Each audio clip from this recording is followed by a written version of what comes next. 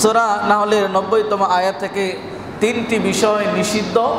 এই 3টি জিনিস যদি আমরা ভালোভাবে অনুধাবন করি এবং এখান থেকে যদি আমার ব্যক্তি জীবনকে, পারিবারিক জীবনকে, সামাজিক জীবনকে সুন্দরভাবে সুচারুরূপে যদি আমরা এগুলো থেকে বিরত রাখতে পারি, তবেই সমাজে শান্তি শৃঙ্খলা বিরাজ করবে। এবং এই 3টি কাজ একেবারে জঘন্য, এই 3টি কাজ একেবারে গর্হিত, এবং এই 3টি কাজ মানুষের জীবনের আমলকে বিনষ্ট করে দেয়, এবং এই 3টি নিষেধ কাজ মানুষের জান্নাতকে হারাম করে দেয়। এই 3টি নিষিদ্ধ কাজ মানব জীবনের সকল প্রকার অশান্তির দাবানল ধা করে উত্তোলিত করে, এবং সমাজ বিপর্যয় হয়, পরিবার বিপর্যয় হয়, ব্যক্তির স্বাধীনতা নষ্ট হয়, এবং ব্যক্তির চরিত্র নষ্ট হয়, এবং সমাজের চরিত্র নষ্ট হয়, পারিবারিকভাবেও বিপর্যয় হয়। কাজেই এই 3টি নিষিদ্ধ বিষয়ের প্রথম যেটি নিষিদ্ধ বিষয় সূরা নাহলের এই আলোকে, যেটি আমরা বলি যে সারা পৃথিবীব্যাপী, বিশেষ করে সারা বাংলাদেশেও আমরা এই আয়াত প্রতিটি খুতবায় প্রতিটি খতিবগণ তারা শেষে পাঠ করে, যার মাধ্যমে আমরা মুসল্লি যারা তারা মনে করি যে খুতবা শেষ হবে। আয়াত কি? ইন্নাল্লাহা ইয়া'মুরু বিল আদলি ওয়াল ইহসান ওয়া ইতা'i যিল কুরবা ওয়া ইয়ানহা আনিল ফাহশাই ওয়াল মুনকারি ওয়াল বাগই। এই আয়াত পাঠের মাধ্যমেই আমরা মুসল্লিরা বুঝতে পারি খুতবা সমাপ্তি হবে। কিন্তু এই আয়াতে আল্লাহ রাব্বুল আলামিন 3টি আদেশ দিলেন এবং 3টি নিষেধ দিলেন। এই অনুভূতি নিয়ে আমরা খতিবরাও শেষ করি না, আর এই অনুভূতি নিয়ে আমরা যারা শ্রোতা তারা শ্রবণ করি না। এবং এখান থেকে প্রতি জুমায় খুতবায় শেষ প্রান্তে এই আয়াত আমরা পাঠ করি যে এই 3টি আদেশ এবং 3টি নিষেধ, এইগুলো যদি আমরা বাস্তবায়ন করতাম তাহলে কিন্তু আমাদের জীবনটা অনেক অনেক সুন্দর হতো। আসুন, প্রথম যে নিষেধ তা হচ্ছে ফাহশা, অশ্লীলতা। গোটা সমাজব্যাপী আজকে এই রোগে আক্রান্ত। অশ্লীলতা, এটাতে আজকে গোটা পৃথিবীর মানুষ আক্রান্ত। শুধু বাংলাদেশ নয়, গোটা পৃথিবীতে নৈরাজ্য, অশান্তি সব কিছু দেখবেন এর মূলে রয়েছে এই অশ্লীলতা। এই যেটা আমাদের নিষিদ্ধ, আল্লাহ রাব্বুল আলামিন নিষেধ করেছেন, তার মধ্যে এই 3টির প্রথম যেটি সেটি হচ্ছে অশ্লীলতা থেকে আমাদেরকে বিরত থাকতে হবে। অশ্লীলতা মনে করি আমরা কি যে শুধু নারীদের ক্ষেত্রেই অশ্লীলতা হয়, নারীরা মনে হয় উলঙ্গপনা, বেহায়াপনা, এটাকেই আমরা শুধু মনে করি অশ্লীলতা, বাকি অন্যগুলোকে আমরা অশ্লীলতা মনে করি না। ফাহশা কোরআনে আল্লাহ সুবহানাহু ওয়া তাআলা অসংখ্য জায়গায়, অগণিত জায়গায় কখনো এক বচন ব্যবহার করেছেন, কখনো বহু বচন ব্যবহার করেছেন। প্রত্যেকটিরই শেষ সারাংশ যেটি সেটি হচ্ছে এই সকল প্রকার অন্যায় অশ্লীলতা থেকে আপনাকে আমাকে বিরত থাকতে হবে। এবং আল্লাহ সুবহানাহু ওয়া তাআলা সূরা আরাফের 33 নম্বর আয়াতে আল্লাহ রাসূল সাল্লাল্লাহু আলাইহি ওয়াসাল্লামকে বলেন, কুল ইন্নামা হাররামা রাব্বিয়াল ফাওয়াহিশা মা যাহারা মিনহা ওয়া মা বাতান। আল্লাহ নবীকে আদেশ দিয়ে বললেন, আপনি বলে দিন, নিশ্চয়ই আমার রব তিনি কি করেছেন? হাররামা, হারাম করে দিয়েছেন, নিষিদ্ধ করে দিয়েছেন। কি? ফাওয়াহিশা মা যাহারা মিনহা ওয়া মা বাতান। এখানে বহু বচন আল্লাহ রাব্বুল আলামিন নিয়েছেন। ফাওয়াহিশ, সকল প্রকার ফাহিশা, অশ্লীলতা, এটা আল্লাহ রাব্বুল আলামিন তিনি হারাম করে দিয়েছেন। তিনি কে? তিনি আপনার আমার সকলের রব।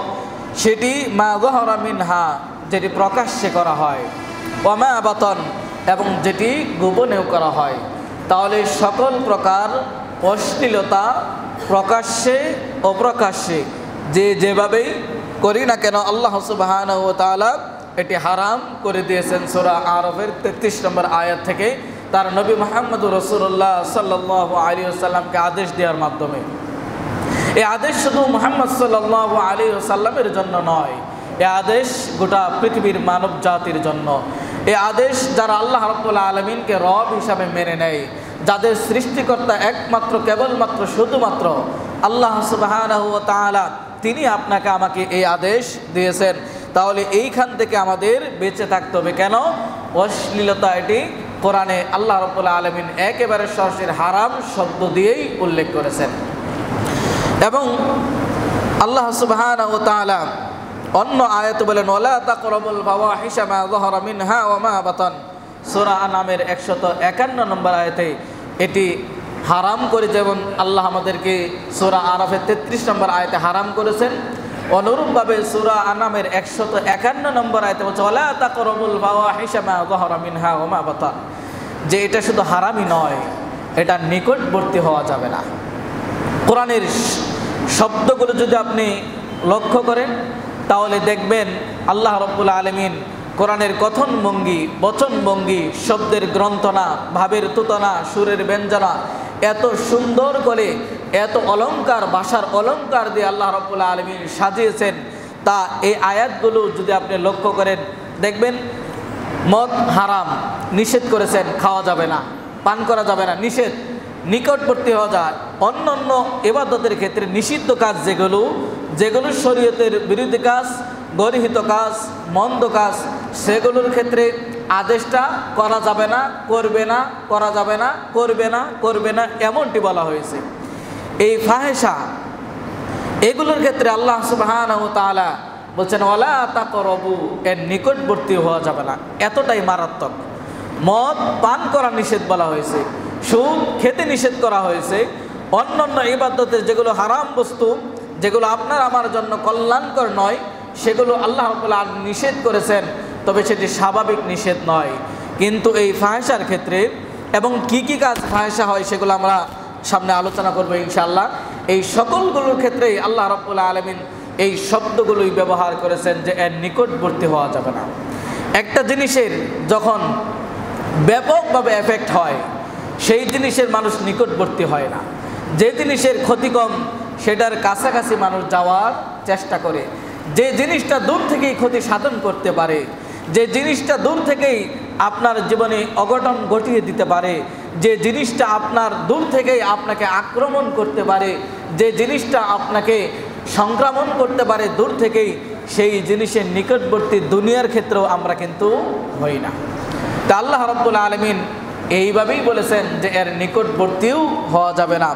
যে যত রকমের ফাহেশা রয়েছে, অশ্লীলতা রয়েছে, এই সকল প্রকার অশ্লীলতা, ফাহেশা, গর্হিত কাজ এর নিকটবর্তী হওয়া যাবে না, সেটি প্রকাশ্যে হোক আর অপ্রকাশ্যে হোক। সূরা বানী ইসরাঈলের 32 নম্বর আয়াত থেকে প্রমাণিত হয় যে অশ্লীলতা কাজ কি কি, এবং অশ্লীলতা কাজ কোরআনে আল্লাহ রাব্বুল আলামিন অনেকগুলো জায়গায় উল্লেখ করেছেন। আমরা শুধু মৌলিক বস্তুগুলো আপনাদেরকে একটি সারাংশ ধারণা দেব, যাতে করে এই সকল প্রকার অশ্লীলতা, বেহায়াপনা, উন্মাদনা থেকে আমরা নিজেকে, পরিবারকে, সমাজকে যেন বিরত রাখতে পারি। আল্লাহ সুবহানাহু ওয়া তাআলা সূরা বানী ইসরাঈলের 32তম আয়াতে বলছেন ওয়ালা তাকরাবুজ জিনা ইন্নাহু কানা ফাহিশা, যে তোমরা জিনার নিকটবর্তী হবে না, ব্যভিচারের নিকটবর্তী হবে না। কেন? ইন্নাহু কানা ফাহিশা, এটি নিশ্চয়ই, নিঃসন্দেহে এটা অশ্লীলতা। তাহলে ফাহিশার একটি কাজ আমরা পেলাম, আল্লাহ রাব্বুল আলামিন কোরআনের উল্লেখ করেছেন সূরা বানী ইসরাঈলের 32 নম্বর আয়াতে, সেটি হচ্ছে জিনা। এটা হচ্ছে একটি প্রকাশ্য অশ্লীলতা, বেহায়াপনা। আমরা শুধু মনে করি যে বেশ্যাবৃত্তি এবং নারীদের এই পতিতালয়গুলো, এগুলোতেই শুধু মনে হয় বেশ্যাপনা হয় এবং বেহায়াপনা হয়, অনুঙ্গপনা হয়, এমনটি নয়। বরং অশ্লীলতার যতগুলো রয়েছে সবগুলোই অশ্লীল কাজ অনেক আল্লাহ রাব্বুল আলামিন কোরআনে বিভিন্ন জায়গায় উল্লেখ করেছেন। জিনা আজকে সারা পৃথিবীতে এতটাই ব্যাপক বিস্তার লাভ করেছে যে আপনার হাতে, পকেটে, বাড়িতে, গাড়িতে একেবারে সহজলভ্য জিনিস জিনাটা আমাদের দেশে, বাংলাদেশের প্রেক্ষাপটে এতটাই সহজ হয়েছে, বাজারের তরিতরকারি যেরকম কিনতে পাওয়া যায় সস্তায়, এর চাইতেই সস্তা জিনা। অথচ আল্লাহ রাব্বুল আলামিন এই জিনাটাকে কঠিন আকারে ধরে নিন, এটি একটি জিনার পাত্র, সেটা নারী হতে পারে, পুরুষ হতে পারে। আল্লাহ সুবহানাহু ওয়া তাআলা যে শব্দ চয়ন করেছেন ওয়ালা তাকরাবুজ জিনা, এটার নিকটবর্তী আসা যাবে না। আপনি আশেপাশে আসতে পারবেন না, কেন? এখানে আসলেই দুর্ঘটনা ঘটবে। আর এটাই হচ্ছে অশ্লীলতা, এটা নিকটবর্তী হওয়া যাবে না, যত দূরে থাকা যায়। আর আমাদের দেশে অত্যন্ত আফসোস এবং পরিতাপের বিষয় হচ্ছে যে আমাদের দেশে বাল্য বিবাহর নামে আমাদের দেশে বিবাহটাকে কঠিন করে রাখা হয়েছে। একটি মেয়ে 18 বছরে বিবাহর নিচে দিলে সেখানে টিউনও আসে, প্রশাসন আসে, কিন্তু ওই 18 বছরের নিচে 13-14 বছরের নারী দর্শিতা হলে, মেয়ে দর্শিতা হলে, শিশু দর্শিতা হলে প্রশাসন সেখানে চুপ নীরব ভূমিকা পালন করে। সেখানে টিউনের খবর থাকে না, এসিল্যান্ডের খবর থাকে না, ওসিডিসির খবর থাকে না, প্রশাসনের খবর থাকে না। অথচ একটি বিবাহ শরীয়তে বৈধ, যেটি বালেগা হওয়ার পরেই, প্রাপ্ত বয়স্ক হওয়ার পরেই একজন মেয়েকে বিবাহ দিতে পারবেন, তার জ্বলন্ত দৃষ্টান্ত প্রমাণ মুহাম্মদুর রাসূলুল্লাহ সাল্লাল্লাহু আলাইহি ওয়াসাল্লাম তিনি বাস্তবায়ন করেছেন। আয়েশা সিদ্দিকা রাদিয়াল্লাহু তাআলা আনহা, তাকে যখন বিবাহ করা হয় বয়স ছিল 6, যখন বাসর হয় তখন বিবাহ ছিল 9 বছর। এবং হাদিসের শব্দগুলো যদি আপনি বুঝেন যে 6 থেকে 9 বছর বয়সে মেয়ে বাসর রাতে আয়েশাকে যেদিন দিলেন তার সাথে খেলনা দেওয়া হয়েছিল, তাহলে আপনি বুঝতে পারছেন তো মেয়ের অবস্থা। আয়েশা সিদ্দিকা রাদিয়াল্লাহু তাআলা আনহার বয়সটা কেমন ছিল। তিনি যদি এই বয়সে বিবাহিত হয়ে রাসূলের স্ত্রী হয়ে গোটা উম্মতের মধ্যে, গোটা মহিলাদের মধ্যে সর্বশ্রেষ্ঠ হতে পারে, তাহলে আপনার মেয়ে 15-16 বছরে বিবাহ হয়ে কেন শ্রেষ্ঠ হতে পারবে না? ইসলামের সৌন্দর্য তো এটাই। কিন্তু আমরা জিনার পথকে সহজ করে দিয়েছি। রাস্তাঘাটে, বিভিন্ন ফ্লাইওভারে, বিভিন্ন অলিতে গলিতে, ঢাকা শহরের ফ্ল্যাটে ফ্ল্যাটে এই নির্লজ্জ বেহায়াপনা আর উন্মাদনা, জিনার সয়লাভ। এইখানে কোনো প্রতিবাদ নেই, এখানে কোনো রেড হয় না, এখানে কোনো আক্রমণ হয় না, বরং প্রশাসনের নাকের ডগার সামনে, থানার পাশাপাশি এই সমস্ত কাজ হয়, অথচ পুলিশ জেনে না জানার ভান করে থাকে। এবং জিনাকে আমরা এতটা সহজ করেছি, একটি ছেলের বয়স 30, 40, 35 পর্যন্ত হওয়া পর্যন্ত একটা অভিভাবক আমরা তার বিবাহ নিয়ে চিন্তা করি না। চিন্তা কি? ছেলে বিবাহ করে কি খাওয়াবে? চিন্তা কি? অন্যের মেয়ে এনে তাকে রাখবে কোথায়? চিন্তা কি? আপনার মেয়েকে ইঞ্জিনিয়ার বানাবেন, ডাক্তার বানাবেন, সরকারি চাকরিজীবী বানাবেন, এরপরে তাকে পাত্রস্থ করবেন। এর আগে আপনার মেয়ে 14ই ফেব্রুয়ারি, 14ই সেই ভালোবাসা দিবসে আপনার আমার অনেকেরই মেয়েরা কিন্তু গর্ভবতী হয়ে ডাস্টবিনে তাদের বাচ্চা পাওয়া যায়। কেন? ওই যে বিবাহপত্র আমরা কঠিন করে রেখেছি। কিসের মাধ্যমে? বিবাহ হলে এক কঠিন করে রেখেছি যৌতুকের প্রথা নামে। 10 লক্ষ, 5 লক্ষর নিচে একটা মেয়ের বিবাহ হবে না, এটাকে কঠিন করে রেখেছি। আবার অনুরূপভাবে মেয়ের বাবারা এই মহারণাকে কঠিন করে রেখেছে। আমার মেয়ে সুন্দরী, আমার মেয়ে এডুকেটেড পার্সন, আমার মেয়ে এই করেছে সেই করেছে, সরকারি ভার্সিটিতে এবং বিদেশে পড়াশোনা করেছে, তার দেনমোহর হতে হবে 10 লক্ষ। এটা এইভাবে। এবং ছেলের গার্জিয়ান যারা, তারা এটাকে আমরা কঠিন করে রেখেছি যে ছেলের চরিত্র জয় বাংলা হয়ে যাক তাতে কিছু আসে যায় না, ছেলের চরিত্র নোংরা হয়ে যাক তাতে কিছু আসে যায় না, ছেলের চরিত্র হনন হয়ে যাক তাতে কিছু আসে যায় না। ছেলে যেদিন প্রতিষ্ঠিত হবে, নিজের পায়ে দাঁড়াবে, চাকরি বাকরি হবে, এরপরে তাকে বিবাহ করাবো। অথচ আপনার ছেলের চরিত্রটাই সর্বনাশ হয়ে গেছে। ওই ছেলে আপনার বিরুদ্ধে হয়তো প্রতি রাত্রে আপনার বিরুদ্ধে আল্লাহর কাছে নালিশ করছে যে আল্লাহ, আমার বাবার শুভ বুদ্ধি কবে উদয় হবে, আমার চরিত্র আমি রক্ষা করতে চাই কিন্তু আমার পরিবার বুঝে না। এরকম অসংখ্য যুবক আছে যারা বাবা মার ক্ষেত্রে তারা এই পদক্ষেপ গ্রহণ করেন না। আপনাকে বিচারের কাঠগড়ায় দাঁড়াতে হবে। আপনার জন্য আপনার ছেলে বিবাহ করতে পারছে না, আপনার জন্য আপনার মেয়ে যথা টাইমে, উপযুক্ত টাইমে বিবাহিত হতে পারছে না, পাত্রস্থ হতে পারছে না, কারণ আপনি এটাকে কঠিন করে রেখেছেন। শুধু অভিভাবকরাই নয়, এটা সামাজিকভাবেও আমরা কঠিন করে রেখেছি যে এত ছোটো মেয়ে বিবাহ দিতে নেই। কিন্তু এত ছোটো মেয়ে অবৈধ সম্পর্ক করে অন্যের সাথে পালিয়ে যেতে আমরাই সাহায্য করি। যখন কোনো রকম ঘটনা ঘটে, কোরআনের বিধান ছিল কি? যেটাকে বন্ধ করা, রজম করা, তাকে বেত্রাঘাত করা। কিন্তু আমরা সেখানে কি করলাম? গ্রাম্য সালিশ বসিয়ে, গ্রাম্য দরবার বসিয়ে আমরা 2 জনকে, 2 অভিভাবককে ডেকে একটা নির্ধারিত অংশ দাঁড় করে দিয়ে হয়তো মেয়ের নামে 3 কাঠা জমি লিখে দিয়ে জিনার পত্রাকে সহজ করে দিলাম। যুবকরা মনে করলো 30 বছরে যখন বিবাহ হবে না, তাহলে পদ একটা পেয়েছি, অমুক হুজুরের মেয়ে, অমুক মুন্সির মেয়ে, অমুক মৌলবীর মেয়ে, অমুক মুসল্লির মেয়ে, অমুক হাজী সাহেবের মেয়ে, অমুক তমুকের মেয়ের সাথে যদি আমি কোনো অবৈধ সম্পর্ক করে একবার পালাতে পারি, বিবাহ নিশ্চিত। তাহলে সমাজ ব্যবস্থা আমরা কি করলাম? জিনাটাকেই সহজ করে দিলাম। যদি এরকম হতো, সেখানে বেত্রাঘাত করা হতো, সামাজিকভাবে বয়কট করা হতো এবং তার বিরুদ্ধে অ্যাকশন নেওয়া হতো যে এইভাবে অবৈধ, তুমি যত বড় মানুষের ছেলে হও, তুমি যারই মেয়ে হও, এটা কোনো বিধান হতে পারে না, এটা কোরআনের লঙ্ঘিত বিধান, এটা কোরআনের বিরুদ্ধচারণ, এটা আল্লাহর বিধানের বিরুদ্ধচারণ। অতএব এই জায়গায় আমরা কঠিন সমাজে যারা আছি, আমরা এই ধরনের অবৈধ বিবাহ আমরা হতে দিব না, তাহলে সমাজটা সুন্দর হতো। আজকে জিনা বেড়ে গেছে, এর অন্যতম একটি কারণ হচ্ছে বিবাহর পথকে আমরা কঠিন করে রেখেছি। বিবাহর পথকে সহজ করুন, জিনা কমে যাবে। বিবাহর পথকে সহজ করুন। মেয়ের বাবা, ছেলের বাবা, উভয়কে বলছি, যারা অভিভাবকের দায়িত্ব রয়েছেন, আল্লাহকে ভয় করুন, আল্লাহকে ভয় করুন। একটি ছেলে রাত যদি এইভাবে অবিবাহিত অবস্থায় কাটে, একটি মেয়ের প্রাপ্ত বয়স্ক হওয়ার পরেও যদি তার রাত এভাবে অতিবাহিত হয়ে কাটে, আর মোবাইলে সে যখন তখন ওই যে আল্লাহ রাব্বুল আলামিন প্রকাশ্যে অপ্রকাশ্যে সকল প্রকার অশ্লীলতা থেকে নিষেধ করেছেন। প্রকাশ্য তো আমরা আজকে বাংলাদেশে বিভিন্ন পতিতালয় লাইসেন্স রয়েছে, এগুলো প্রকাশ্য জিনা। গোপন জিনা যেগুলো, গোপন অশ্লীলতা, তা হচ্ছে ওই যে মোবাইলে রাত্রিবেলাতে বিভিন্ন হোয়াটসঅ্যাপে ঢুকে, বিভিন্ন আপনি হোয়াটসঅ্যাপে, মেসেঞ্জারে, ফেসবুকে, ইউটিউবে বিভিন্ন অশ্লীলতা, পর্নোগ্রাফি আপনি দেখেন, এটি হচ্ছে গোপন জিনা। এটি আল্লাহ রাব্বুল আলামিন বলছেন যে প্রকাশ্যে এবং অপ্রকাশ্যে, রাত্রিবেলাতে অন্ধকারে ঘরের দরজা লাগিয়ে দিয়ে আপনি যে পরনারীর সাথে একাধিক কথা বলেন, আপনার ভালো না লাগলেই কারোর সাথে আপনি ফোনে কথা বলেন এবং আপনার প্রবৃত্তির অনুসরণকে, প্রবৃত্তির চাহিদাকে মেটানোর জন্য অবৈধ পথ অবলম্বন করেন, এই সবগুলোই হচ্ছে অশ্লীলতা, বেহায়াপনা, নির্লজ্জ। আসুন আল্লাহ রাব্বুল আলামিন এই সকল প্রকার প্রকাশ্যে ও প্রকাশ্যে সকল অশ্লীলতা এবং ভয়পনা থেকে আপনাকে আমাকে নিষেধ করেছেন, হারাম করেছেন, এর নিকটবর্তী হতেই নিষেধ করেছেন। কারণ নিকটবর্তী হলেই এখানে আপনি আমি আক্রান্ত হওয়ার সম্ভাবনা রয়েছে।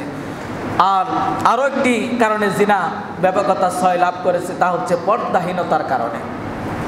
পৃথিবীর শ্রেষ্ঠ নারী আল্লাহ রাসূল সাল্লাল্লাহু আলাইহি ওয়াসাল্লামের স্ত্রীগণকে আল্লাহ রাব্বুল আলামিন যে বিধান দিলেন, অকরনা ফি বুয়ুতিকুন্না ওয়ালা তাবাররাজনা তাবাররুজাল জাহিলিয়াতিল উলা, আল্লাহর নবীদেরকে আল্লাহ রাব্বুল আলামিন বললেন যে তোমরা কি করবে? বাড়িতে আবদ্ধ থাকবে, জাহিলি যুগের মতো রূপ লাবণ্য তোমাদের সৌন্দর্য প্রদর্শন করে তোমরা বাইরে বের হবে না। আজকে যদি রাস্তাঘাটের অবস্থা আমরা দেখতে যাই, বিশেষ করে ঈদের কেনাকাটায় মার্কেটগুলোতে যদি যান, এখনও আপনি জুমার পরে এখনও যদি আপনি বাজারে যান, শরীফপুর বাজারে যান, জামালপুর শহরে যান, বিভিন্ন যেখানে মার্কেটগুলো রয়েছে সেগুলোতে যান, যে দেখবেন 10 জন পুরুষ থাকলে 100 জন নারী। এটা আপনার আমার ভূমিকা কি প্রশ্নবিদ্ধ করে। আপনার স্ত্রী কি করে আপনাকে ছাড়া বাইর হয় একা? আপনার মেয়ে কি করে বেপরদায় বের হয়? আপনি না 5 ওয়াক্ত সালাত আদায় করেন, আপনার মাথায় না সুন্দর টুপি, আপনার মুখে না সুন্দর দাড়ি, আপনি না হজ করে আসছেন, আপনার না 5 ওয়াক্ত সালাত জামাতে আদায় করেন, আপনার হাতে না সবসময় তসবিহ থাকে, আপনি না ভালো ভালো কথা বলেন, আপনি না সবার সামনে বলেন আমি ভালো, আমি অনেক, এই সেই, তাহলে আপনার স্ত্রী কিভাবে বেপরদায় চলে? আপনি 50 বছর ধরে সালাত আদায় করেন, আপনার মেয়ের গায়ের পোশাকটা কেন পোশাক পরেও উলঙ্গ বেহায়াপনার মতো? আপনার স্ত্রীর পোশাকটা কেন শরীরের বিশেষ অঙ্গ প্রত্যঙ্গ সেগুলো বোঝা যায়, দেখা যায়? তার মানে আপনার এই সালাত কোনোই কাজে দিচ্ছে না। তাহলে এই বেপরদাহীনতাও অশ্লীলতার অন্যতম একটি কারণ। অতএব যাদের স্ত্রী রয়েছে তাদেরকে পর্দায় রাখার চেষ্টা করবেন, যাদের মেয়ে রয়েছে তাদেরকে পর্দায় রাখার চেষ্টা করবেন, যাদের বোন আছে তাদেরকে পর্দায় রাখার চেষ্টা করবেন, যাদের আত্মীয় স্বজন, খালা বুবি যারা রয়েছে তাদেরকে পর্দায় রাখার চেষ্টা করবেন। এটা আল্লাহর একটি বিধান এবং ফরজ একটি বিধান। মা বোন, আপনাদেরকে বলতে চাই, ইসলাম কখনো আধুনিকতার বাইরে নয়। ইসলাম সভ্য, ইসলাম নম্র, ইসলাম মানব জাতির সৌন্দর্যের যতগুলো দিক দরকার, ইসলাম নারী এবং পুরুষের যতগুলো চাহিদা এবং তার বৈধ সব কিছু তিনি দিয়েছেন এবং নির্ধারিত ক্যাটালগ দিয়েই তিনি মানুষকে সৃষ্টি করেছেন। নির্ধারিত ক্যাটালগের আলোকেই, মহাগ্রন্থ আল কোরআনের আলোকেই আপনার আমার জীবন অনুধাবন করতে হবে, পরিচালনা করতে হবে, তবেই শান্তি বিরাজ করবে। আজকে পরকীয়ার বলি হয়, কত নারীরা তাদের সন্তান ছেড়ে, স্বামীর সংসার ছেড়ে, সব কিছু ছেড়ে অন্য পুরুষের সাথে চলে যায়। আপনি স্বামী হিসাবে সেখানে ভূমিকা পালন করতে পারেন নাই, পর্দা এনে দিতে পারেন নাই, সালাত কায়েম করতে পারেন নাই, ইসলামের তার মৌলিক চাহিদা, তার হকগুলো আপনি আদায় করতে পারেন নাই, এবং তার পক্ষে আপনি কখনো ভালো ধারণা করেন না। আপনি শুধু মার, আপনি শুধু তাকে দূর দূর করে তাড়িয়ে দেন। কখনো ভালোবাসার, স্বামীর অধিকার দিয়ে, স্বামীর ভালোবাসা দিয়ে, স্নেহ মায়া মমতা দিয়ে তাকে কাছে ডাকার চেষ্টা করেন না। কোনো ভুল হতেই পারে, কিন্তু আপনি শুধরানোর পদ্ধতি হচ্ছে তাকে মায়ের দিয়ে নয়, বরং তাকে ওয়াজ নসিহত করে সুন্দরভাবে। এই ধরনের ভূমিকা আমরা পালন করতে চাই না। তাহলে এই সকল প্রকার অশ্লীলতা, বেহাপনার একটি মাধ্যম হচ্ছে জিনা, এবং এটার দ্বার উন্মোচিত হয় এই চোখের মাধ্যমে। যতগুলো জিনা আছে প্রত্যেকটা জিনার, হাতের জিনা, কানের জিনা, চোখের জিনা, হৃদয়ের অন্তর দিয়ে অনুধাবন করা, যতগুলো জিনা আছে এবং সরাসরি যেগুলো জিনা, প্রত্যেকটা জিনার দ্বার উন্মোচিত হয়। প্রত্যেকটা জিনার দ্বার হচ্ছে এই দুই চোখ। এবং আল্লাহ রাব্বুল আলামিন এই চক্ষুকে অবনত রাখতে বলেছেন। কাদের জন্য? উভয়ের জন্য, নারী এবং পুরুষ সকলের জন্য। একজন নারী একজন পুরুষের দিকে তাকাতে পারবে না, বেগানা পুরুষের দিকে। ঠিক একজন পুরুষ তার দৃষ্টিকে অবনত রাখবে, পর নারীকে দেখবে না। হঠাৎ যদি চক্ষু পড়ে যায়, তাহলে সেটি একবার চক্ষু পড়ে গেলে, হঠাৎ আপনি রাস্তায় চলছেন, হঠাৎ পড়ে গেছে, আপনার চক্ষুকে, দৃষ্টিকে অবনত করুন। এটা নারীর জন্য, পুরুষের জন্য। এখন এই দুটি জায়গায় খুব সমস্যা। পুরুষ যেরকম নারীদের দিকে ফেলিয়ে তাকিয়ে থাকে, ঠিক নারীরাও এখন পুরুষদের দিকে তাকিয়ে থাকে। অনেক নারী দেখবেন মনে হয় জীবনে পুরুষ প্রথম দেখেছে, আবার অনেক পুরুষ দেখবেন মনে হচ্ছে জীবনে প্রথম নারী এখন দেখেছে। আপনার আমার সকলের জন্য বিধান এটি, যে আপনার দৃষ্টিকে অবনত রাখা। যদি আপনার আমার দৃষ্টিকে অবনত রাখি, তাহলে এই জিনার যে দোয়ার, জিনার যে দর রয়েছে, সেইটা যদি বন্ধ থাকে, তাহলে জানালা দিয়ে কিন্তু অনেক কিছু প্রবেশ করতে পারে না। তাহলে জানালা বলেন, দুয়ার বলেন, রাস্তা বলেন, জিনার পথঘাট বলেন, সকল জিনার পথঘাট হচ্ছে এই দুই চক্ষু। অতএব আমাদের এই চক্ষুকে অবনত রাখতে হবে। আসুন, অশ্লীলতা, বেহাপনা সমাজকে যদি স্থিতিশীল রাখতে চায়, সমাজকে যদি জিনামুক্ত রাখতে চায়, সমাজকে যদি কলঙ্কমুক্ত রাখতে চায়, সমাজকে যদি পরকীয়ার এই কঠিন সুবল থেকে রক্ষা করতে চাই, নিজের পরিবারকে যদি আমরা সুন্দর করতে চাই, তাহলে অবশ্যই সকল প্রকার অশ্লীলতা, বেহাপনা থেকে আমাদের দূরে থাকতে হবে। আল্লাহ সুবহানাহু ওয়া তাআলা সূরা আরাফের ৮০ নম্বর আয়াতে এই অশ্লীলতা, বেহাপনা এটি আরেকটি উল্লেখ করেছেন। তাহলে একটি আমরা জানতে পারলাম অশ্লীলতা, বেহাপনা, তা হচ্ছে জিনা। আল্লাহ রাব্বুল আলামিন বলেন ইন্নাহু কানা ফাহিশা, এটা অশ্লীলতা। জিনা হচ্ছে একেবারে অশ্লীলতা। আর এটি 14ই ফেব্রুয়ারির নামে আসুক, সংস্কৃতির নামে আসুক, যে নামে বেনামে আসুক, এই অশ্লীলতা যেন আপনার কোনো অনুষ্ঠানে, আপনার কোনো পারিবারিক অনুষ্ঠানে, এই বিবাহের অনুষ্ঠানগুলোতে আজকে যে অবস্থা হয়, আপনি তো আদর স্নেহ করে বলেন ইমাম সাহেব, খতিব সাহেব, একটু আমার মেয়ের বিয়েটা আপনাকে পড়াতে হবে, কিন্তু সেখানে গিয়ে যে অবস্থা হয়, সেখানে আমরা বসতে পারি না। গান, বাদ্য বাজনা, নারী পুরুষ একাকার। আপনি তো আদর করে নিয়ে যান, কিন্তু ওখানে যাওয়ার পরে যে বিবৃতকর অবস্থাটা হয়, সেখানে আমরা না পারি আপনাদেরকে বলতে, না পারি সইতে। তবে অনেক ক্ষেত্রে চেষ্টা করি এবং অনেক ক্ষেত্রে করেছি, নিজে বাস্তবায়ন, বিবাহ না পড়িয়ে উঠে এসেছি এই শুধু গান, বাদ্য বাজনা, নারী পুরুষ একাকার হওয়ার কারণে। এরকম আমাদের অগ্রণী ভূমিকা পালন করতে হবে আলেমদের। যেখানে সেখানে যাওয়া যাবে না, ডাক দিলেই চলে যেতে হবে না।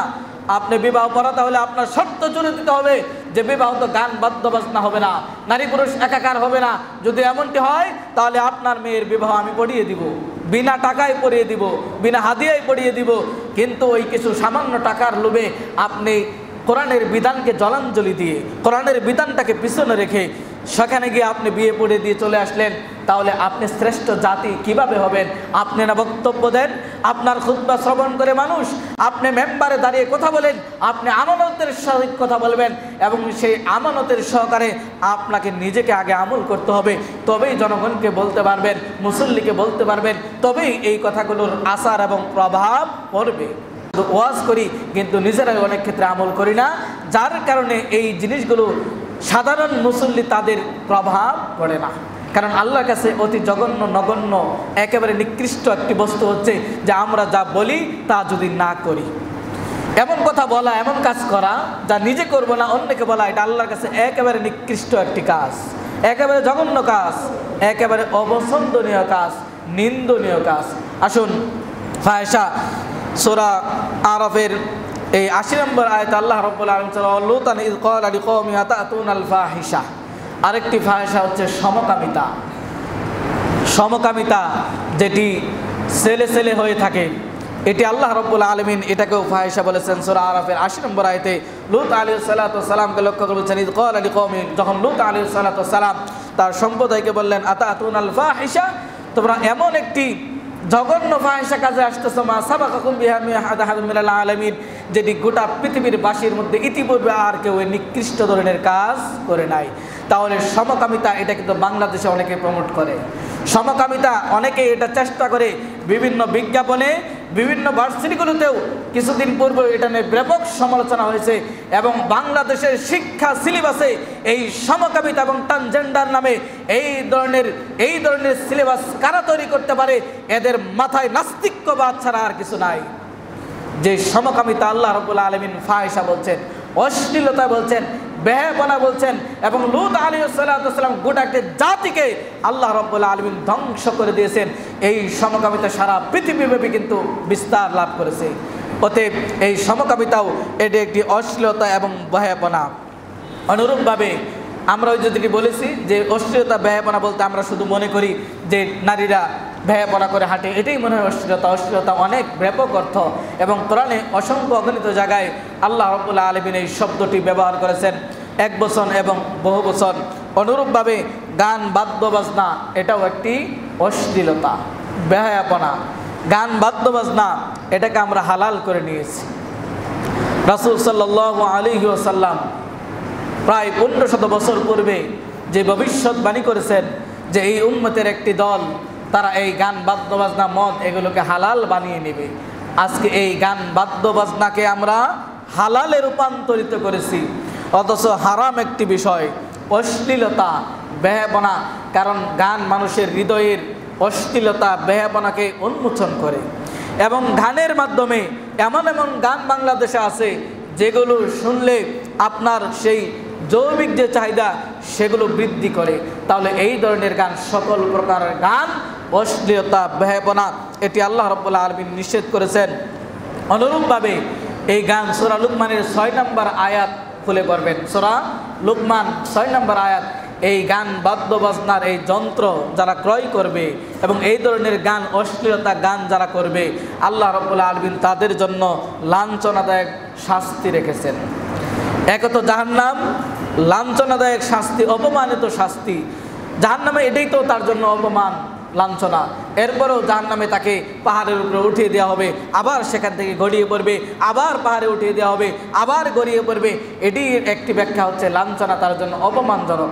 এমনিতেই জাহান্নাম, আবার যদি এভাবে তাকে শাস্তি অনবরত দিতেই থাকে, পাহাড়ের চূড়ায় তোলে আবার নিচে ফেলে দেয়, আবার উপরে তোলে আবার নিচে ফেলে দেয়, এটি হচ্ছে লাঞ্ছনা। এবং এই ধরনের অপরাধ থেকে আমাদের বিরত থাকতে হবে। গান শোনা কবিরা গুনাহ, গান শোনা কবিরা গুনাহ। কবিরা গুনার জন্য তওবা শর্ত।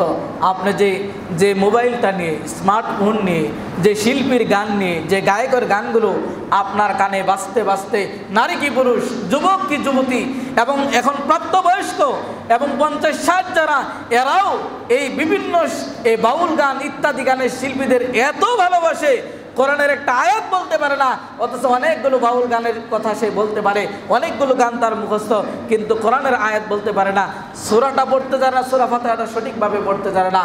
তাহলে এই গান কিন্তু কবিরা গুনাহ।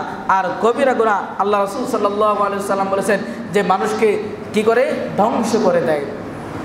এই অশ্লীলতা সভ্য জাতিকে একেবারে দ্রুত ধ্বংস করে দিতে পারে। অশ্লীলতা বেহায়াপনা একটি সভ্য জাতিকে একেবারে দ্রুত ধ্বংস করার জন্য একটি এই ফাহিশা, অশ্লীলতা বেহায়াপনায় যথেষ্ট।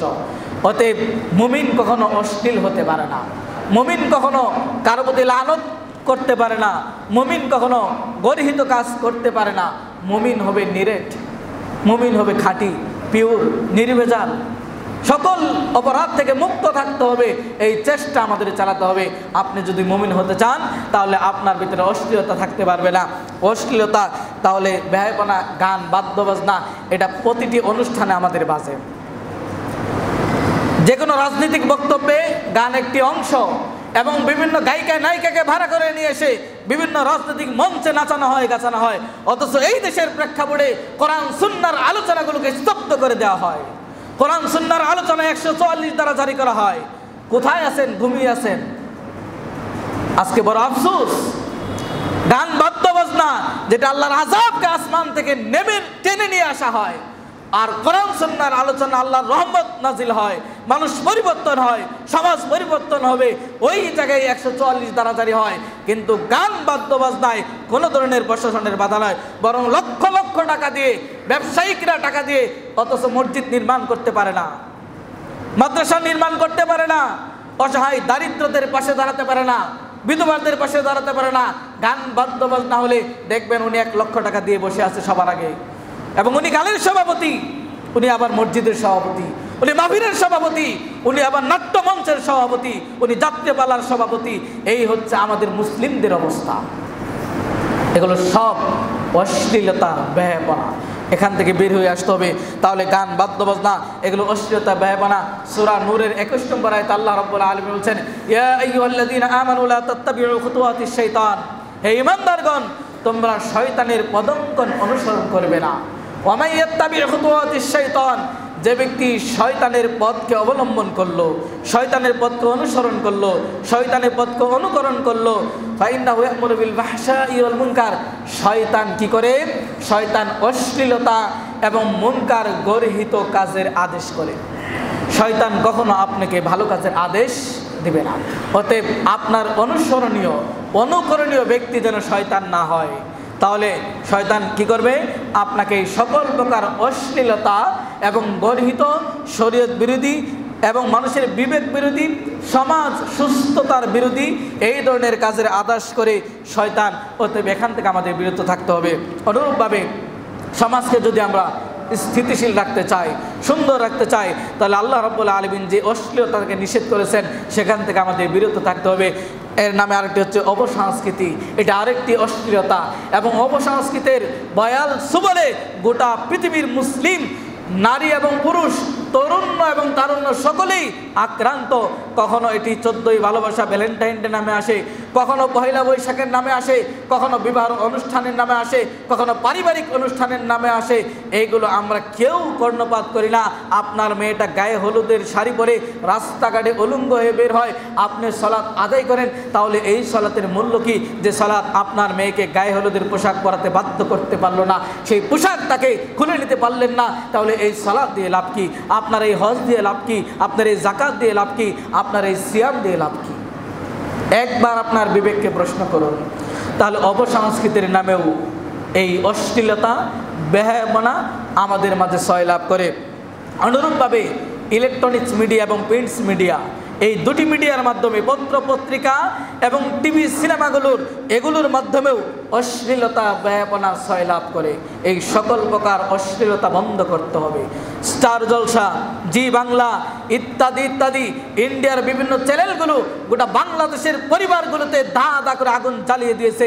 এরা এমন ধরনের অনুষ্ঠান তৈরি করে, এমন সিনেমা তৈরি করে, এমন নাট্য তৈরি করে, যেগুলো দেখে আমাদের সমাজের সুস্থ বিবেক মানুষেরা ওখান থেকে শেখার কিছু নেই, বরং যেটি শিখে তা হচ্ছে কিভাবে শাশুড়ির সাথে ঝগড়া করতে হয়, কিভাবে ননদের সাথে ঝগড়া করতে হয়, কিভাবে পরকীয়া করতে হয়, কিভাবে একটি সুস্থ, সুন্দর, সুশৃঙ্খল পরিবারকে বিশৃঙ্খলায় ঠেলে দেওয়া যায়। এই ধরনের, অথচ যেখানে কোনো বিজ্ঞপ্তি ছাড়া, কোনো প্রকারের কোনো কিছু ছাড়া অশ্লীলতা, বেহায়াপনার সকল কিছুর ঊর্ধ্বে একটি বিজ্ঞপ্তি লাগে না। এই পিস টিভি যেখানে চলতেছিল, সেই পিস টিভির বিরুদ্ধে স্লোগান তুলেছিল আমাদের মতোই আলেমরা এই বাংলাদেশের প্রেক্ষাপটে বন্ধ করার জন্য। অথচ স্টার জলসা, জি বাংলা 200-250 চ্যানেল বাংলাদেশে চলে, উলঙ্গপনা, বেহায়াপনা, 24 ঘন্টা চলে, 200, 250, 500 টাকা করে আপনি এই ডিশ বিল দেন, ওখানে আপনার কোনো প্রতিবাদ নেই, ওখানে আলেমদের কোনো প্রতিবাদ নেই। অথচ এক শ্রেণীর আলেম পিস টিভির বিরুদ্ধচারণ করে পিস টিভি বন্ধ করে দিয়েছিল, অথচ ওরা মার্কেটগুলো বন্ধ করতে পারে নাই, ওরা জি বাংলা বন্ধ করতে পারে নাই, ওরা স্টার জলসা বন্ধ করতে পারে নাই, ওরা অমুক তমুক এই ধরনের সিনেমা ম্যাগাজিন বাংলাদেশের যে পত্র পত্রিকাগুলোতে বিভিন্ন সময় বিনোদনের নামে, ম্যাগাজিনের নামে যে ছবিগুলো দেওয়া হয়, একজন যুবক, একজন যুবতী, একজন মুসলিম, একজন মুমিন কখনো সেদিকে দৃষ্টিপাত করতে পারে না। কিন্তু কখনো কি ভেবেছেন, কখনো কি চিন্তা করেছেন? চিন্তা করেন নাই। এই সিনেমাগুলো বাংলাদেশের অশ্লীলতার একটি কারখানা। এখানে আবার বরাদ্দ দেওয়া হয় সরকারিভাবে, অশ্লীলতা ছড়ানোর জন্য বরাদ্দ দেওয়া হয়। অতএব সকল প্রকার টিভি, সিনেমা, এই শয়তানের বাক্স আপনার বাড়িতে থাকলে আপনি বলবেন আমি খবরের জন্য কিনেছি। খবর আপনি কয়টুকু দেখেন? 24 ঘন্টায় খবর চলে। আর এই খবর যত দেখবেন তত মাথা গরম হয়, এর ছাড়া আর কিছু না।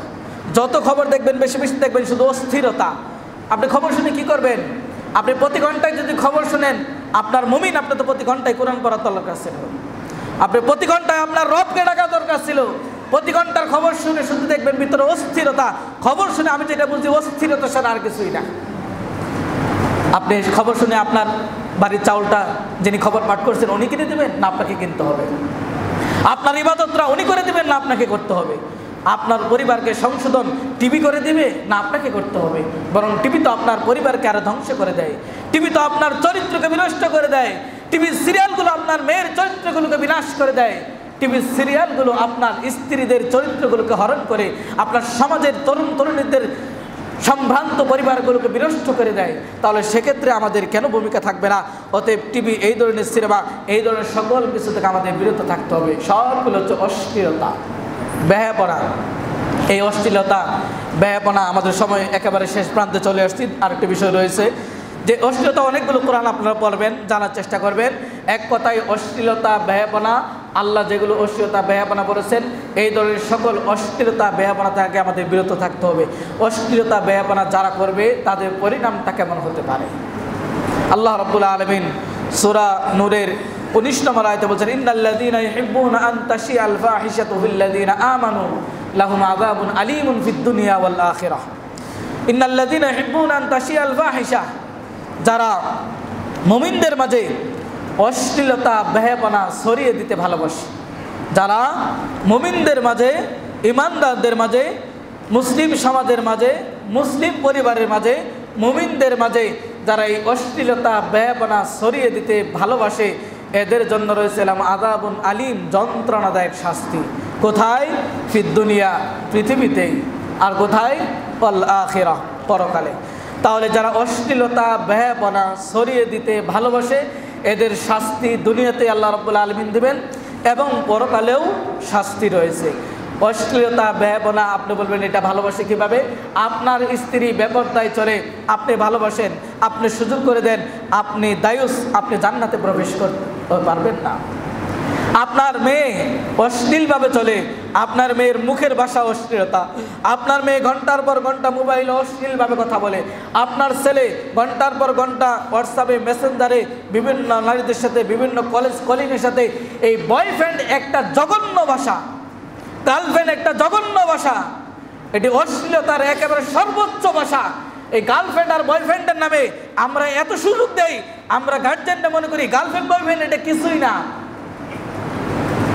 বিভিন্ন অনুষ্ঠানে তারা বিভিন্ন পর্যটকে চলে যায়, এরপরে মেয়ে লাশ খুঁজে পাওয়া যায়, এরপরে বিবস্ত্র পাওয়া যায়, নিখোঁজ হয়ে যায়, গুম হয়ে যায়, আত্মহত্যা করে। এগুলো মূল কারণ কিন্তু এই অশ্লীলতা, ব্যায়াপনা। আপনি আমি সুযোগ দিয়েছি, আপনার মেয়ে কক্সবাজার যাবে স্কুলের বন্ধুর সাথে, মানে টিচারের সাথে, মানে আরে কত টিচার, কত ছাত্রীর জীবন ধ্বংস করে দিয়েছে পৃথিবীতে। বাংলাদেশের প্রেক্ষাপটে খবর পত্রিকা খুললে আপনি দেখবেন ওই টিচার, আপনার মেয়ে কিভাবে নিরাপদ হয়। ওই শিক্ষাই তো ঠিক না, যেভাবে শিক্ষা আমরা ব্যবস্থা করে রেখেছি ওই শিক্ষাই তো ঠিক না, ওই শিক্ষা ব্যবস্থাই ঠিক না। আর ওই টিচার নাচে, আপনার মেয়েও নাচে, ওই শিক্ষা জাতির কি কল্যাণ এনে দিবে? জাতির কল্যাণ তো সুশিক্ষায় এনে দিতে পারে। যার কল্যাণ দান করবে আল্লাহ রাব্বুল আলামিন, যার কল্যাণ চাবেন তারকে দ্বীনের জ্ঞান দিবেন, দিনের জ্ঞানে কল্যাণ রয়েছে, এই পৃথিবীর জ্ঞানে কল্যাণ, দুনিয়ার কল্যাণ থাকতে পারে, পরকালের কল্যাণ নেই। অতএব আপনাকে আমাকে উচিত, তাহলে একটা পরিণাম হলো যে যারা অশ্লীলতা বেহায়াপনা ছড়াবে এদের দুনিয়াতেও শাস্তি এবং পরকালেও শাস্তি। দুনিয়ার শাস্তির ধরনটা একটা বলি, একটা হাদিস থেকে প্রমাণিত যে 5টি বস্তুর জঘন্য অপরাধ এবং জঘন্য শাস্তি আল্লাহ রাব্বুল আলামিন দুনিয়াতেই দিবেন। তার মধ্যে একটি হচ্ছে যারা এই অশ্লীলতা বেহায়াপনা এই ধরনের কিছু ছড়াবে, আল্লাহ রাব্বুল আলামিন তাদের শাস্তি দুনিয়াতেই দিবেন, তাদেরকে ভূমিধস করে দিবেন। এবং অন্য হাদিস থেকে বোঝা যায় যে 3 প্রকারের শাস্তি, 3 প্রকারের অপরাধ, 3 প্রকারের শাস্তি নেমে আসবে। এবং এই জিনা ব্যভিচার যখন বেড়ে যাবে তখন মহামারী আকার ধারণ করবে।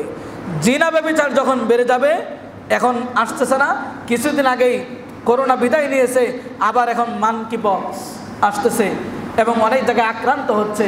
আল্লাহর কাছে পাওনা চাই, আল্লাহ রাব্বুল আলামিন আমাদেরকে হেফাজত করুন, বলুন আমিন। এই ধরনের বিপর্যয় কেন নেমে আসে? জিনার সয়লাব, প্রতিটি ঘরে ঘরে জিনা, প্রতিটি পাড়ায় মহল্লায় জিনা, প্রতিটি মানুষের হাতে জিনা, প্রতিটি মানুষের পকেটে পকেটে জিনা। তাহলে আল্লাহর এই আসমানে আযাব অবশ্যই নেমে আনবে। আল্লাহ তো আযাব দিতে চান না, কিন্তু যখন আমরা অবধারিত করে নেই, যখন এটাকে টেনে নামানোর চেষ্টা করি, তখন তো আল্লাহ রাব্বুল আলামিন শাস্তি আমাদেরকে দিবেন। তাহলে বোঝা যাচ্ছে এই হাদিস দ্বারা যে 3টি অপরাধের শাস্তি আল্লাহ রাব্বুল আলামিন দুনিয়াতে দিবেন। তার একটি হচ্ছে যে আকৃতি বিকৃত হওয়া, ভূমিধস হওয়া এবং সেখানে মানুষের আল্লাহর আসমানি গজব আসা। আকৃতি বিকৃত হয়ে যাবে, আসমানি গজব আসবে এবং ভূমিধস হবে। এই 3টি অপরাধ আল্লাহ রাব্বুল আলামিন যখন মানুষ করে তখন এই 3টি অপরাধ আল্লাহ রাব্বুল আলামিন দেয়। মদ ইত্যাদি যখন বেড়ে যাবে, জিনা যখন বেড়ে যাবে, বাদ্যযন্ত্র যখন বেড়ে যাবে, গান বাজনা যখন বেড়ে যাবে, জিনা যখন বৃদ্ধি পাবে এবং এই ধরনের অশ্লীলতা যখন বেড়ে যাবে, মানুষের আকার আকৃতি বিকৃত হবে, ভূমিধস হবে, আল্লাহর আসমানে আযাব গজব বিভিন্ন নামে বেনামে, করোনার নামে, মানকি বক্সের নামে, ইত্যাদি ইত্যাদির নামে, ইত্যাদি ইত্যাদি নামে আল্লাহ রাব্বুল আলামিন আসমানি গজব দিয়ে এই জাতিকে ধ্বংস করে দিবেন। অতএব আমাদের উচিত এইগুলো অপরাধ নিজেকে বেঁচে রাখা, এগুলো অপরাধ থেকে আমাদেরকে বিরত রাখা। আসুন, অশ্লীলতা বেহায়াপনার পরিণাম শুনলাম এবং অশ্লীলতা বেহায়াপনা এটি আল্লাহ রাব্বুল আলামিন হারাম করেছেন, নিষেধ করেছেন। এই সূরা নাহলের 90 নম্বর আয়াতে দ্বিতীয় যে বিষয়টি হারাম তা হচ্ছে মুনকার, গর্হিত কাজ, অপছন্দনীয় কাজ, নিন্দনীয় কাজ। সমাজের মানুষ ভালো চোখে দেখে না, এই কাজগুলো করলে মানুষ আপনাকে ঘৃণা করে, একজন অপরাধীও আপনাকে ঘৃণা করে। এই ধরনের কাজ থেকে আমাদের বিরত থাকতে হবে। তাহলে দ্বিতীয় নম্বর যেটি আমাদের নিষেধ করেছেন সমাজকে সুন্দর রাখার জন্য, স্থিতিশীল রাখার জন্য, তা হচ্ছে মুনকার, গর্হিত কাজ, অপছন্দনীয় কাজ। আমাদের এখান থেকে আমাদের বিরত থাকতে হবে। গর্হিত কাজ, অপছন্দনীয় কাজ যেটা আপনার বিবেক কী করে অপছন্দ করে, যেটা সমাজের মানুষ অপছন্দ করে। যেমন ধরেন একটি রাস্তা, এখানে মানুষ চলাচল করে, এই জায়গায় যদি আপনি কলার একটি চোচা সিলকা এখানে ফেলে দেন, যে কোনো মুহূর্তে যে কোনো দুর্ঘটনায় ঘটতে পারে, এটি একটি অবসন্দনীয় কাজ। এই ধরনের মদ পান করা ইত্যাদি ইত্যাদি যে সমস্ত কাজ বিবেক সায় দেয় না, যে সমস্ত কাজ মানুষ ঘৃণা বলে দেখে, যে সমস্ত কাজ মানুষ আপনাকে ঘৃণা করে, যে সমস্ত কাজের কারণে এই মুনকার, গর্হিত কাজ, অবসন্দনীয় কাজ এবং বিবেকহীন কাজ, এখান থেকেও আপনাকে আমাকে বিরত থাকতে হবে। তার মধ্যে একটি উদাহরণ দেই। একটি হাদিসে আল্লাহ রাব্বুল আলামিনের কাছে 3টি অবসন্দনীয় কাজ এবং গর্হিত কাজ, নিন্দনীয় কাজ, তার মধ্যে একটি হচ্ছে বেশি বেশি কথা বলা, অহেতুক কথা বলা। আর মুমিনের একটি বৈশিষ্ট্য, অহেতুক অনর্থক কথা থেকে সে বিরত রাখবে। আমরা মাইক পেলে, চার স্টল পেলে, বিভিন্ন জায়গায় কথা বলার একটু সুযোগ পেলে আমাদের মুখ এত চলে, আল্লাহু আকবার, অনর্থক কথা চলে, অথচ কোরআন হাদিস চলে না মুখে। তাহলে অনর্থক কথা বলা এটা আল্লাহর কাছে নিন্দনীয়। 2 নাম্বার হচ্ছে মাল নষ্ট করা, সম্পদ নষ্ট করা। এটা আমরা বিভিন্ন ইন্টারনেটের মাধ্যমে করি, বিভিন্ন গান বাজনার মাধ্যমে করি, ইত্যাদি ইত্যাদি মাধ্যমে করে থাকি। তাহলে বোঝা যাচ্ছে যে মাল নষ্ট করা এটি আল্লাহ রাব্বুল আলামিনের কাছে নিন্দনীয় কাজ, অপরাধমূলক কাজ। অনুরূপভাবে বেশি বেশি চাওয়া, মানুষের কাছে বেশি বেশি চাওয়া। দেখবেন কোনো মানুষের, কিছু মানুষের স্বভাব, কিছু হলে ভাই আমাকে এটা দেন না, ওইটা দেন না, এই যে চাওয়া, বেশি বেশি চাওয়া, বেশি বেশি প্রশ্ন করা, ইত্যাদি ইত্যাদি, এই ধরনের কাজ আল্লাহর নিকটে একেবারে অপছন্দনীয়। অতএব আমাকে আপনাকে এই গর্হিত কাজ, নিন্দিত কাজ এবং মুনকার কাজ, অপছন্দনীয় কাজ এবং সমাজের ভাবমূর্তি নষ্ট করে, সমাজকে নষ্ট করে, আপনার ব্যক্তিত্বকে নষ্ট করে, আপনার বিবেককে বিনষ্ট করে দেয়। এই ধরনের কাজ, গর্হিত কাজ থেকে আপনাকে আমাকে বিরত থাকতে হবে। আল্লাহ সুবহানাহু ওয়া তাআলা আপনাকে আমাকে শ্রেষ্ঠ জাতিতে রূপান্তরিত করেছেন। শ্রেষ্ঠ জাতি বলে আপনাকে আমাকে আখ্যায়িত দিয়েছেন। কখন? কুনতুম খায়রা উম্মাতিন উখরিজাত লিন-নাস তা'মুরুনা বিল মা'রুফ। তোমরা এই পৃথিবীতে শ্রেষ্ঠ জাতি, তোমরা এই পৃথিবীতে শ্রেষ্ঠ হবে। কখন? তা'মুরুনা বিল মা'রুফ, যখন সৎ কাজের আদেশ করবে। ওয়া তানহাউনা আনিল মুনকার, অসৎ, নিন্দনীয়, অবসন্দনীয় কাজ থেকে মানুষকে বাধা প্রদান করবে। তখনই তোমরা শ্রেষ্ঠ জাতিতে রূপান্তরিত হবে। আজকে যদি আমরা আমাদের শ্রেষ্ঠত্ব ধরে রাখতে চাই, যদি আমরা আমাদের বিজয় ছিনিয়ে আনতে চাই, তাহলে আমাদের সৎ কাজের আদেশ দিতে হবে, অসৎ কাজ থেকে নিষেধ করতে হবে। আপনার পাশের সিটে বসে জোরে জোরে গান বাজায় আপনি নিষেধ করতে পারেন না। আপনার পাশে বসে সিগারেট পান করে আপনি নিষেধ করতে পারেন না। আপনার ক্লাবে বসে মদ পান করে আপনি নিষেধ করতে পারেন না। আপনার পাশে বসে ধূমপান করে আপনি নিষেধ করতে পারেন না। আপনার সামনেই ক্লামবোর্ড খেলে আপনি নিষেধ করতে পারেন না। আপনার সামনেই দাবা খেলে আপনি নিষেধ করতে পারেন না। আপনার সামনেই অসংখ্য অগণিত গর্হিত কাজ হয়, আপনি নিষেধ করতে পারেন না। আল্লাহ রাসূল সাল্লাল্লাহু আলাইহি ওয়াসাল্লাম বলেছেন যে ইমানের একটি অংশ হচ্ছে যে অন্যায়, অশ্লীল, বেহায়াপনা কোনো দেখলে সেখানে বাধা প্রদান করতে হবে। যদি হাত দিয়ে পারেন হাত দিয়ে, হাত দিয়ে যদি না পারেন মুখ দিয়ে তাকে নসিহত করে বাধা প্রদান করতে হবে। সেটাও যদি না হয় অন্তর থেকে ঘৃণা করতে হবে। আর এটা হলো ইমানের একেবারে সর্বনিম্ন স্তর।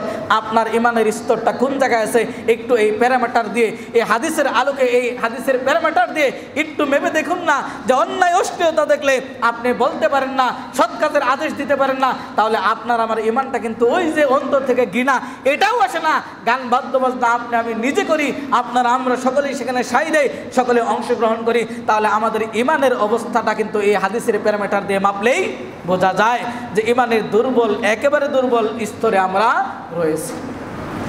আসুন সর্বশেষ যে বিষয়টি আপনাদের বলতে চাই সেটি হচ্ছে এই যে অশ্লীলতা, বেহায়াপনা, গর্হিত কাজ, অপছন্দনীয় কাজ এবং শরীয়ত বিরোধী কাজ, এই যে নারী পুরুষের অবাধ মেলামেশা, জিনা, ব্যভিচার, মদ, সুদ, গাঁজা ইত্যাদি অশ্লীলতা, বেহায়াপনা, এই সকল কিছু যদি সমাজ থেকে বন্ধ করতে চাই, সকল কিছু যদি পরিবার থেকে একেবারে নিশ্চিহ্ন করে দিতে চাই, যদি ব্যক্তি জীবন থেকে দূর করতে চাই, পারিবারিক জীবন থেকে দূর করতে চাই, সামাজিক জীবন থেকে দূর করতে চাই, রাষ্ট্রীয় জীবন থেকে যদি দূর করতে চাই, গোটা পৃথিবী থেকে যদি আমরা দূরীভূত করতে চাই, এই আল্লাহ রাব্বুল আলামিন আমাদের একটি প্রেসক্রিপশন দিয়েছেন। সূরা আনকাবুতের ৪৫ নম্বর আয়াতে এই প্রেসক্রিপশন যদি আমরা ফলো করি, রক্ষা কবচ যদি আমরা এটা ফলো করি, অনুসরণ করি, তাহলে গোটা পৃথিবী থেকে অশ্লীলতা, বেহায়াপনা দূর করা সম্ভব। কার কথা? আল্লাহ রাব্বুল আলামিনের কথা। কার কথা? আল্লাহ রাব্বুল আলামিনের কথা। আসুন সেই রক্ষা কবচ আমরা রক্ষা করতে পারি কিনা, আমরা করবো তো ইনশাআল্লাহ। গোটা পৃথিবী থেকে অশ্লীলতা, বেহায়াপনা আপনার জীবন থেকে, পারিবারিক জীবন থেকে, সমাজ থেকে, রাষ্ট্র থেকে, দেশ থেকে, গোটা পৃথিবী থেকে যদি এই অশ্লীলতা, বেহায়াপনা দূর করতে চান, তাহলে সূরা আনকাবুতের ৪৫ নম্বর আয়াত আমাদের বাস্তবায়ন করতে হবে। রক্ষা কবচ, ইন্নাস সালাতা তানহা আনিল ফাহশাই ওয়াল মুনকার, যে নিশ্চয়ই সালাত সকল প্রকার অশ্লীলতা, বেহায়াপনা, গর্হিত কাজ, অপছন্দনীয় কাজ, নিন্দনীয় কাজ সকল কিছু থেকে বাধা প্রদান করে। তাহলে সকল প্রকার অশ্লীলতা যদি আমরা বন্ধ করতে চাই, গর্হিত কাজ যদি বন্ধ করতে চাই, অপছন্দনীয় কাজ যদি আমরা বন্ধ করতে চাই, তাহলে আমাদের প্রত্যেকটি জীবনে কি করতে হবে? সালাত প্রতিষ্ঠা করতে হবে। কেন? সালাত সকল অশ্লীলতা, বেহায়াপনা থেকে মানুষকে দূরে রাখে। অতএব আমাদের দৈনন্দিন ৫ ওয়াক্ত সালাত ঠিক রাখতে হবে। প্রশ্ন হতে পারে, সালাত পরে আবার দেখি সুদের সাথেও জড়িত, সালাত পরে আবার দেখি লেনদেনের সাথে জড়িত, সালাত পরে আবার দেখি জিনার সাথে জড়িত, তাহলে বুঝতে হবে আপনার সালাত কবুল হচ্ছে না। সালাত যথা টাইম পড়তে হবে, যথারীতি পদ্ধতিতে পড়তে হবে, ৫ ওয়াক্ত পড়তে হবে, আল্লাহর সন্তুষ্টির জন্য পড়তে হবে, আল্লাহর একাকিত্বের জন্য পড়তে হবে, আল্লাহকে রাজি খুশি করার জন্যই পড়তে হবে। তবেই ওই সালাত সমাজ থেকে অশ্লীলতা, বেহায়াপনা দূর করবে। না হলে দাঁড়িয়ে টুপি আর জুব্বা পরে এসে আপনি ৫ ওয়াক্ত সালাত পড়ে কোনো লাভ হবে না যদি সেই সালাত আল্লাহর সন্তুষ্টি না থাকে। যদি সালাত ঠিক না থাকে, ৩ ওয়াক্ত পড়েন, ২ ওয়াক্ত পড়েন না, সপ্তাহে পড়েন, মাসে পড়েন, বছরে পড়েন, যদি এমন হয় ওই সালাত সমাজ থেকে অশ্লীলতা, বেহায়াপনা দূর করতে পারবে না। অতএব যদি আমরা আমাদের সকল দিক থেকে অশ্লীলতা ব্যয়বনা দূর করতে চাই, তাহলে আমাদের উচিত হবে যে এই আমাদের প্রত্যেকটা ভাবে প্রতিটি ক্ষেত্রে আমরা সালাতে পাবন্দী হই। সালাতে ফজরে এক কাতারও হয় না, সারা বাংলাদেশের প্রেক্ষাপট। আমি যেখানে মাঝে মধ্যে ফজর পড়ি ইদানিং 3 জন 4 জন 5 জন, এই যদি হয় বাংলাদেশের অবস্থা, গোটা বাংলাদেশের অবস্থা, ফজরগুলোতে কোনো জায়গায় ইমাম আর মুয়াজ্জিন, কোনো জায়গায় শুধু মুয়াজ্জিন, কোনো জায়গায় 2-1 জন আসেন, অথচ আপনি আমি কিন্তু ঘুমিয়ে থাকি। তাহলে এই দেশ থেকে, এই সমাজ থেকে কিভাবে জিনা দূর হবে, কিভাবে মদ দূর হবে, কিভাবে অশ্লীলতা দূর হবে, কিভাবে বেহায়াপনা দূর হবে, কিভাবে জিনা এবং এই ব্যভিচার পরকীয়া দূর হবে? দূর হওয়া সম্ভব নয়। আল্লাহর বিধানে ফিরে আসুন। যদি শান্তি পেতে চান আল্লাহর দিকে ফিরে আসুন। আল্লাহ সুবহানাহু ওয়া তাআলা আমাদের সবাইকে এই সকল প্রকার অশ্লীলতা, বেহায়াপনা এবং গর্হিত কাজ থেকে বিরত রাখার তৌফিক দান করুন, আমিন। ইনশাআল্লাহ আগামী জুমায় আমরা যে 3টি নিষিদ্ধ বিষয় ছিল তা নিয়ে আলোচনা করব। 2টি আমাদের হয়েছে, একটি ছিল অশ্লীলতা, আরেকটি হচ্ছে গর্হিত কাজ। এবং আগামী জুমায় আমরা সর্বশেষ সেই বিষয় নিয়ে যেটি নিষিদ্ধ, আল্লাহ রাব্বুল আলামিন নিষেধ করেছেন, এবং এই 3টি কাজ থেকে আমরা বিরত থাকলে আর এই 3টি কাজ আমরা বাস্তবায়ন করলে আমাদের সমাজে শান্তি ফিরে আসবে, শৃঙ্খলা ফিরে আসবে, দেশ স্থিতিশীল হবে, মানুষ জীবনযাপন করতে পারবে সুন্দরভাবে। আল্লাহ রাব্বুল আলামিন সেই ধরনের পদক্ষেপ নেওয়ার তৌফিক দান করুন, আমিন। আকুলু মা তাসমাউন ওয়া লাকুম ওয়া লিসাইরিল মুসলিমিন ফাস্তাগফিরু ইন্নাহু হুয়াল গফুরুর রহিম।